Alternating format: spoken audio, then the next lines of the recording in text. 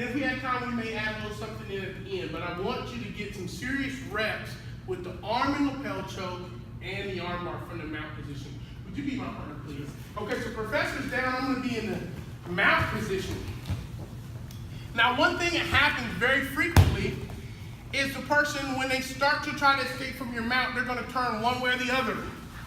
Look, when he starts turning, I don't try to stop him from turning. What I do is I try to get up high behind his head and shoulders.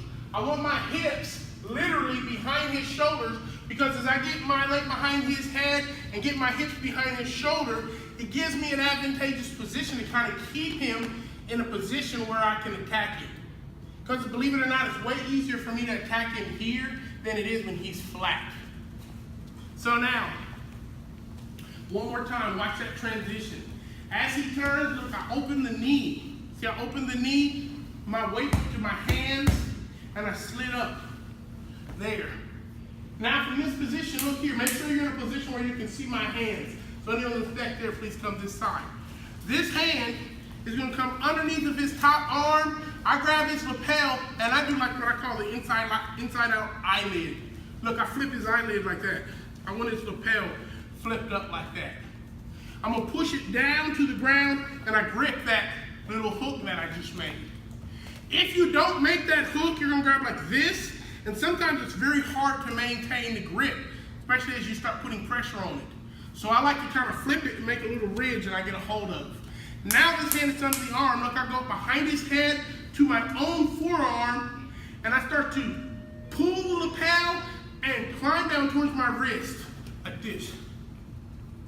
I'm trying to get to my own wrist. As it gets tight, feel free to grab your own forearm to anchor it tight. You push, it gets tight, anchor. That way you don't have to use as much tricep strength to maintain the pressure of the choke. Last time here. So my partner starts to turn, I slide up high, look, right away, I managed to get under this arm. I've got the lapel flipped up. I go thumb inside, 4 fingers reaching over the ridge. This hand comes up, behind the head, make the choke. That's the first technique, arm and lapel choke. It's a very simple technique, but once you get good at this one, it's a gateway technique to a lot of other chokes that evolve around reaching underneath and securing that top collar. Let's grab a partner up, let's work it. Yes, sir.